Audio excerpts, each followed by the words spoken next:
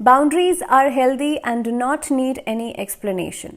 जब भी आप अपनी लाइफ में बाउंड्री सेट करते हैं या आप किसी से ना कहते हैं तो सबसे पहला ख्याल हमारे दिमाग में यही आता है कि शायद सामने वाला इंसान हमसे नाराज़ हो जाएगा, हमारे ना कहने को नहीं समझ पाएगा, या हो सकता है कि इस ना का असर ये हो कि हमारा रिश्ता उसके साथ ख़राब हो जाए। लेकिन अगर इस रिश्ते के अंदर इतनी कंपैटिबिलिटी भी नहीं है या सामने वाला आपकी बाउंड्रीज़ को या आपके ना कहने को रिस्पेक्ट नहीं कर पा रहा है और वो आपसे लड़ाई झगड़ा कर रहा है इस चीज़ पर, तो यकीन मानिए कि वो रिलेशनशिप हेल्दी बिल्कुल भी नहीं है। इसीलिए आपकी बाउंड्रीज़ कभी भी अनहेल्दी नहीं होती और आपको उसके लिए एक्सप्लेनेशन देने की ज़रूरत तो कभी भी नहीं होती। इस अफर्मेशन को आपको डेली प्रैक्टिस करना चाहिए, बिकॉज़ अगर हम अपने ऑफिस की बात करें या पर्सनल लाइफ की बात करें या अपने आसपास लोगों की बात करें तो बहुत सारी चीज़ों से हम डील करते हैं और बहुत सारी चीज़ों में ना चाहते हुए भी हम हाँ कर देते हैं। और इस सिचुएशन में आकर कई बार हम खुद सफ़र करते हैं, कई बार सामने वाले लोग सफ़र करते हैं। तो कहीं ना कहीं पे आपको बाउंड्री ज़रूर सेट करनी चाहिए और सही सिचुएशन पे ना कहना भी आना चाहिए। सो ये अफर्मेशन रहेगा फॉर टॉरस, फॉर वृषभ राशि वाले लोगों के लिए फरवरी के महीने का। वेरी वार्म वेलकम, बहुत स्वागत है आप सभी का। मैं हूँ आपके साथ Bhavna Sharma. So this was the affirmation for Taurus. फरवरी के महीने के लिए आप लोगों के लिए अफर्मेशन रहेगा। अब आप लोगों के लिए फरवरी का पूरा महीना कैसा रहने वाला है यही हम इस वीडियो में बात करेंगे। सबसे पहले आपके चार्ट को समझ लेते हैं। आप लोगों के लिए कौन सा प्लैनेट कौन से भाव में इस महीने में गोचर करेगा। वृषभ राशि वाले लोगों के लिए आप अपनी चंद्र राशि देखेंगे जब अगर आप ये प्रेडिक्शन सुन रहे हैं। सबसे पहली चीज़ तो आपके लिए जो गुरु हैं वो 12th हाउस में है, राहु जो है वो आपके एकादश भाव में है इस महीने में, शनि आपके 10th हाउस, सूर्य बुध की युति यहाँ पे बन रही है आपके भाग्य स्थान यानी कि आपके 9th हाउस में। अगेन अष्टम में मंगल और शुक्र हैं यहाँ पर। मंगल भी ट्रांजिट करेंगे और इसी महीने के अंदर सूर्य भी ट्रांजिट करेंगे। मिड ऑफ द मंथ में ये सभी ट्रांजिट्स जो हैं वो होने वाले हैं। मंगल का ट्रांजिट तो पहले ही हो जाएगा 5 या 6 के आसपास, लेकिन मंगल का जब ट्रांजिट होगा तो मंगल और सूर्य कंजंक्ट करेंगे 9th हाउस में। और काफ़ी हद तक उसके बाद आप देखेंगे सूर्य ट्रांजिट कर जाएंगे शनि के साथ ऑन 14th ऑफ फरवरी। उसके बाद जो केतु की पोजीशन है, केतु की पोजीशन रहेगी 5th हाउस के अंदर। अब आप लोगों के लिए ये पूरा महीना क्या कुछ लेकर के आएगा और किस तरह की परिस्थितियां बनती हैं वृषभ राशि वाले लोगों के लिए, इसके बारे में हम बात करेंगे। तो सबसे पहली बात तो ये है, देखिए करियर के दृष्टिकोण से, क्योंकि शनि जो है आपसे दशम भाव में बैठ कर के मेहनत भी कराएंगे, हार्डवर्क भी कराएंगे। शनि का साल भी है ये, तो इस महीने के अंदर कार्यक्षेत्र के लिहाज से आपको बहुत ज़्यादा मेहनत करनी पड़ सकती है। अष्टम भाव में यहाँ पर छठे भाव के स्वामी शुक्र जो हैं वो अष्टम भाव में मंगल के साथ बैठे हैं, जिसकी वजह से आप देखेंगे जो आपके विरोधी हैं आपको परेशान करने की कोशिश कर सकते हैं। इस महीने की शुरुआत में जब तक मंगल ट्रांजिट नहीं कर जाते तब तक आपके जो शत्रु हैं या आपके कॉम्पिटिटर्स हैं, आपके जो विरोधी हैं, उनसे थोड़ा सा सावधान रहने की ज़रूरत है।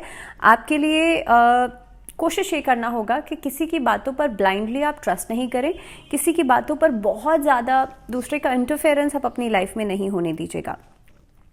12th ऑफ फरवरी के बाद शुक्र जो है वो मकर राशि में जाएंगे, आपके नवम भाव में चले जाएंगे और उस समय पर आपके लिए बेहतर सहयोग बनते हुए नजर आते हैं। नौकरी की स्थिति जो है आपके लिए बढ़िया रहेगी। ये देखिए नौकरी की जो स्थितियां हैं वृषभ राशि वाले लोगों के लिए 15 फरवरी के बाद बेहतर हो रही हैं। उससे पहले थोड़ा सा वर्क प्लेस पर अप एंड डाउन वाली सिचुएशन चल सकती है। व्यवसाय के दृष्टिकोण से देखा जाए तो देखिए सप्तम भाव के स्वामी मंगल जो हैं वो अष्ट भाव में विराजमान रहेंगे। व्यवसायिक साझेदारी में प्रॉब्लम्स आ सकती हैं। अगर कोई नई पार्टनरशिप्स करने के बारे में सोच रहे हैं तो उसके लिहाज से अगर बहुत ज़रूरी ही है तो आप 5 तारीख की बात कीजिएगा, बिकॉज मंगल ट्रांजिट कर जाएंगे 9th हाउस में। दूसरी बात यह है कि इस अवधि के अंदर यात्राएं आपकी ज़्यादा हो सकती हैं, लंबी दूरी की यात्राएं जो हैं वो बढ़ सकती हैं। इस महीने में ट्रैवल ज़्यादा से ज़्यादा कर सकते हैं। दूसरी बात यह है कि इस महीने के अंदर 5 फरवरी के बाद से आपके जो कॉन्टैक्ट्स थे वो बढ़िया होते हुए नज़र आते हैं। आपको अलग अलग लोगों से सपोर्ट मिलेगा, उन्नतिदायक के समय रहेगा, व्यवसाय के लिहाज से बढ़िया रहेगा। किसी विशेष व्यक्ति से मुलाकात आपकी हो सकती है जिसकी वजह से एक कोई खास कार्य करने का जो संयोग है वो बनता हुआ नजर आता है। तो कुल मिलाकर के अगर मैं वर्क प्लेस की बात करूं तो चाहे नौकरी पेशा है अगर आप या व्यवसाय कर रहे हैं, 5 तारीख के बाद धीरे धीरे बेटरमेंट होता हुआ नजर आएगा। बट इन ऑल अगर आप तरक्की देखना चाहते हैं तो 15 फरवरी के बाद एक्सपेक्ट कीजिएगा कि भाई कोई रिस्क वाला काम भी आप कर सकते हैं, या फिर अगर क्योंकि 12 फरवरी को शुक्र का ट्रांजिट हो रहा है, उसके बाद 14 फरवरी को आपका सूर्य का ट्रांजिट हो रहा है, तो ये समय ऐसा रहेगा जो थोड़ा सा फेरबदल, थोड़ा सा बदलाव वाली स्थितियां लेकर के आएगा। लेकिन हाँ, 15 तारीख के बाद आपको अच्छे रिजल्ट ज़रूर मिलेंगे।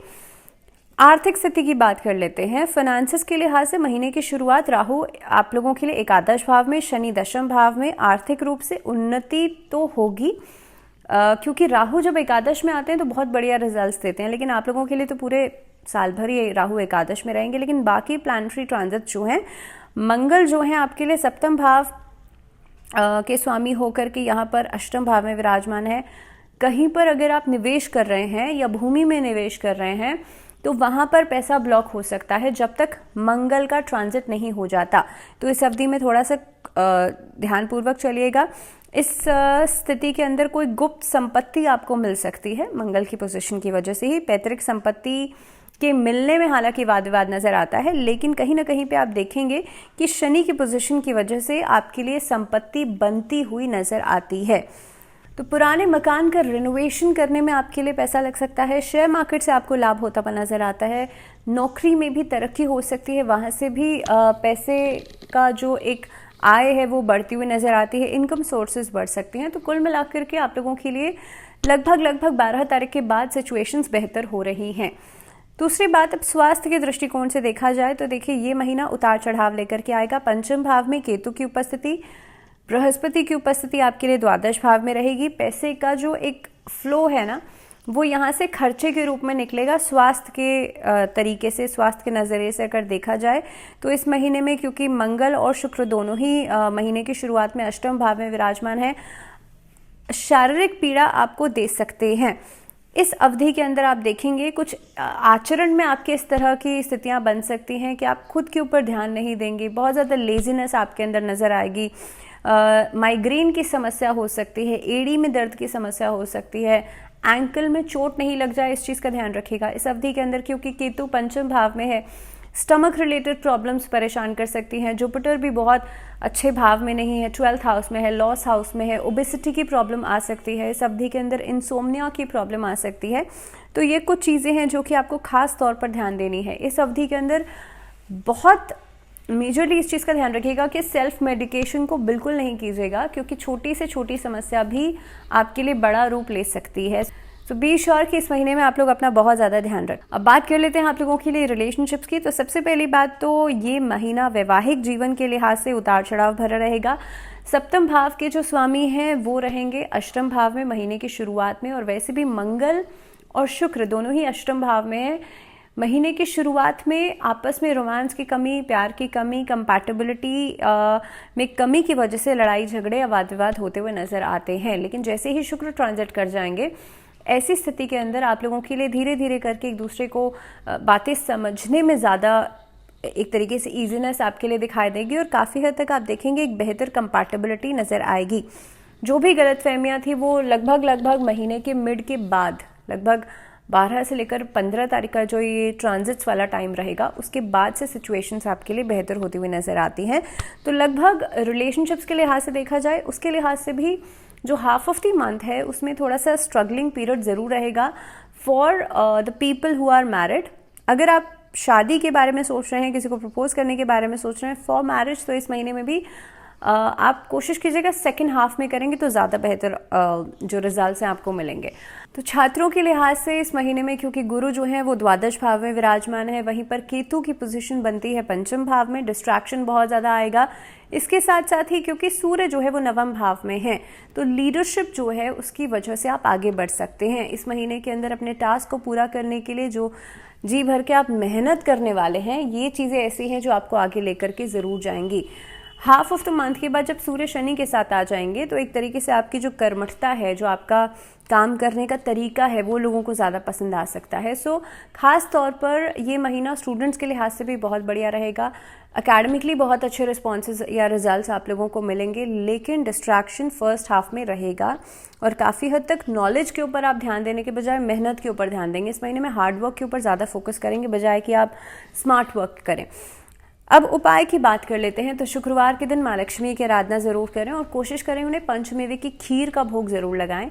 इस उपाय को आप हर शुक्रवार के दिन करेंगे तो बहुत अच्छा रहेगा। साथ ही साथ में अगर आपकी कोई मनोकामना है, आप कुछ चाहते हैं, तो उसके लिए आप शुक्ल पक्ष के शुक्रवार के दिन कोशिश कीजिएगा माँ लक्ष्मी को नारियल अर्पित ज़रूर करें, उस पर चुनरी लपेट करके, और आपकी जो भी मनोकामना है वो बोल करके आप माँ लक्ष्मी को अर्पित कर सकते हैं।